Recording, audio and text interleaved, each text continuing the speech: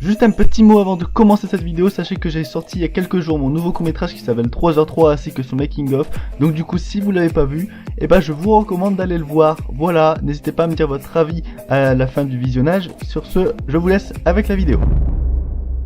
Bonjour à tous et bienvenue dans cette vidéo assez spéciale parce que c'est une vidéo un peu pour combler un peu une absence probable, on va dire ça comme ça, où je suis avec ma caméra, avec un éclairage de merde, et on va parler des films qui m'ont le plus marqué durant ces 2 mois de visionnage, parce qu'on est dans ce nouveau Louen Movies.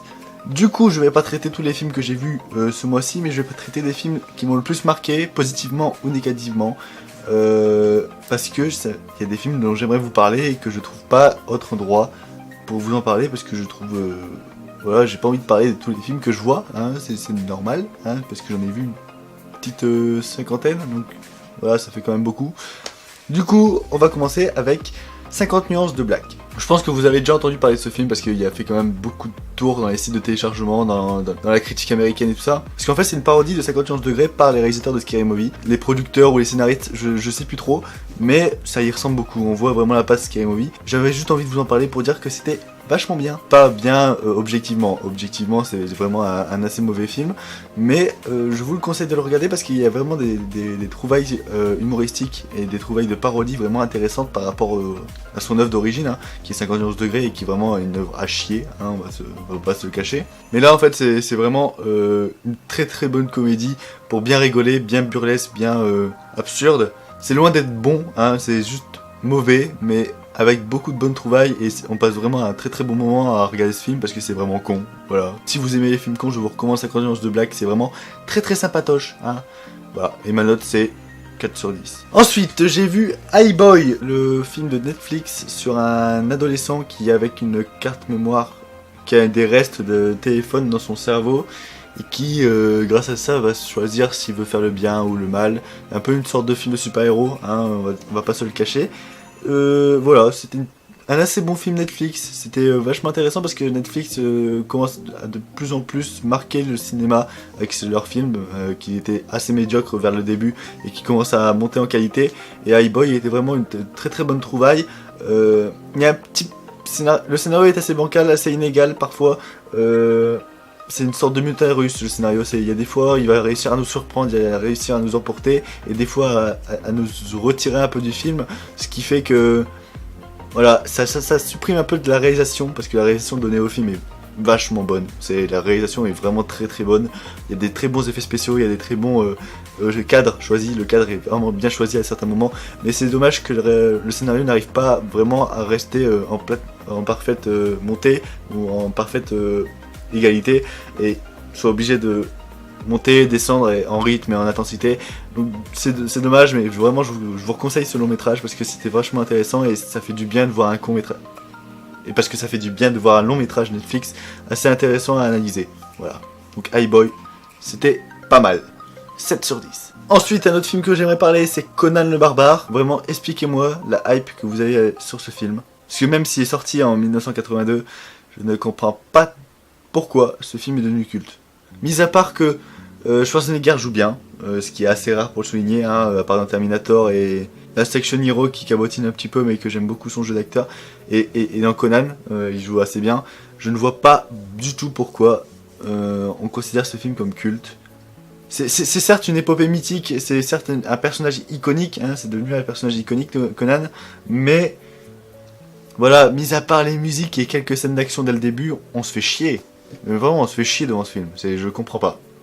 Conan, c'est pas du tout pour moi. N'hésitez pas à me dire ce que vous avez pensé de Conan dans les commentaires et regardez-le si vous l'avez pas vu parce que c'est quand même, je pense, une œuvre cinématographique à regarder pour se faire son propre avis.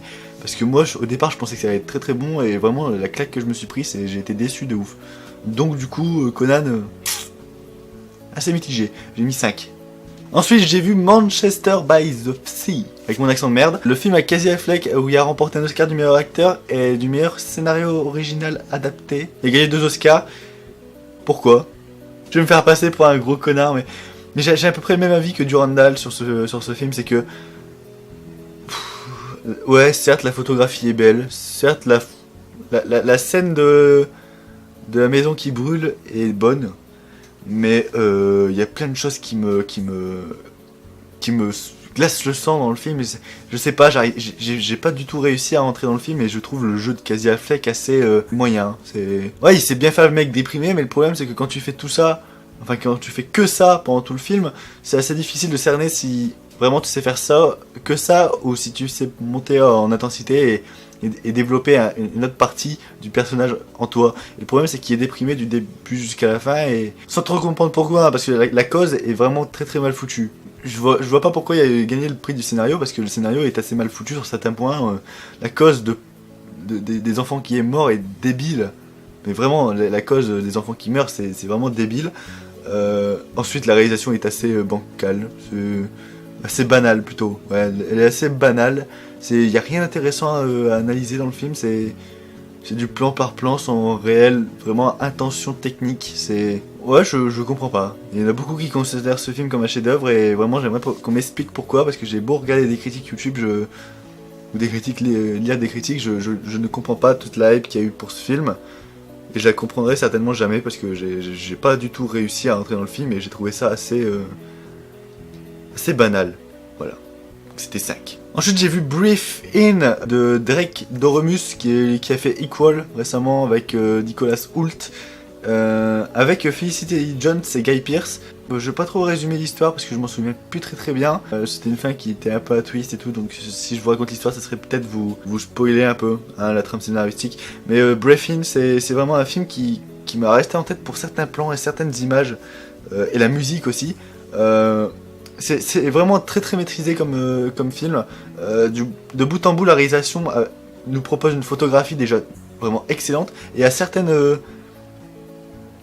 jeux avec le son, la musique, qui est vraiment intéressant dans le film parce que j'ai pas vu Equal. Apparemment, c'est à peu près la même chose, sauf que Brief In a l'air d'être beaucoup plus abouti.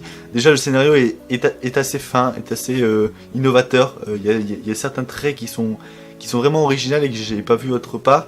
Et ouais, c'était assez touchant, c'était assez beau. Sans compter que Felicity Jones et Guy Pearce jouent vraiment très très bien. Le problème c'est que j'étais sur Netflix parce que le film est sur Netflix. Et au départ ça a commencé en VF et j'ai direct switché avec la voix originale sous-titrée parce que la VF était assez dégueulasse. Mais Brief In c'est un film que je vous recommande assez parce que c'était pas mal.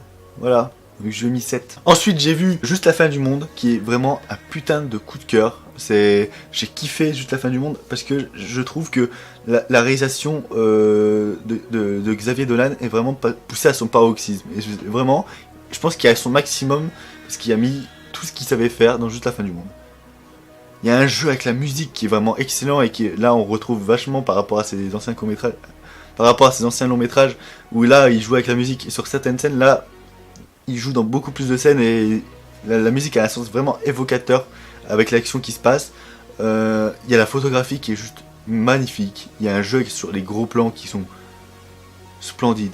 Je sais pas comment résumer le truc. Il gère son cadre, il gère sa photographie et il gère ses mouvements de caméra à la perfection.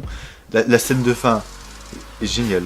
Juste la fin du monde, je recommande vachement et je pense que si je l'aurais vu au cinéma avant de faire mon top 2016, il aurait pu rentrer dedans.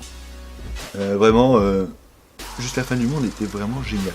Et en plus, j'avais vu la pièce avec mon lycée. La pièce dont est tirée Juste la fin du monde, hein, de Jean-Luc Lagarce. Ouais, il me semble que c'est ça. Ouais, bah c'est... J'avais vu la pièce avec mon lycée qui était vachement chiante. Et je me suis endormi. Et c'est pour ça que j'ai pas été le voir au cinéma, parce que je me suis dit, ouais... J'aime déjà pas la pièce de base, je pense que je vais pas aimer le film, et finalement j'aurais dû aller le voir au cinéma parce que j'ai kiffé. Voilà. Il y a un tel changement qui... Le changement au cinéma avec les musiques et tout ça, ça a rendu le visionnage de la pièce, ou en gros le visionnage du scénario adapté, vraiment plus intéressant que le regarder sur scène, vraiment... Voilà. Et les métaphores sont assez prévisibles, mais sont assez bien foutues aussi. Ouais, donc je lui ai mis 8. Ensuite j'ai vu Rec 2, la suite de Rec 1, qui est le Rec 1 que j'avais surkiffé, et Rec 2 qui est vraiment très très intéressant dans la manière de filmer, la réalisation est vraiment très très bien foutue. Petit problème de scénario, petite incohérence à certains moments, mais Rec 2 était vraiment très très bon. Et ensuite j'ai vu Rec 3 qui... Je vais rien dire. Je vais rien dire sur le film. Je vais faire une vidéo sur Rec 3. J'ai un concentré de rage envers ce film. qui me pousse à dire carrément que c'est le pire film que j'ai vu de ma vie. Je vais faire une vidéo sur Rec 3. Ça attendra encore quelques petites semaines, hein. Mais ça arrivera. Ce sera violent. Ce sera sanglant. Et ce sera déjà mieux que ce film. Ensuite, j'ai vu Grave de Julia Ducournau qui était vachement excellent. Je vais pas développer plus parce qu'il y a plein de vidéos qui parlent de ce film et qui vraiment le glorifient et qui vraiment dit vraiment que du bien sur le film. Et je vois pas ce que je pourrais rajouter de plus que c'était excellent. Ensuite, j'ai vu Gangsterdam de Romain Lévy qui était vachement une merde. Non, n'allez pas voir ce film, ça sert à rien. Non, je te dis, ne fais pas. Là, je te vois, t'es sur le site de ton cinéma en train de commander les places à l'avance. Non, n'y va pas. C'est de la merde. Non, mais c'est vraiment à chier. Vous voulez une différence? Les Nouvelles Aventures d'Aladin à côté, c'était un chef-d'œuvre. Voilà, là, c'est... En plus, il y a le commandant de Sin City dedans. Comment il y a pu... Ah non, je peux pas. Je peux pas. Gangsterdam, c'était à chier. J'étais le voir en avant-première, hein, donc je sais de quoi je parle.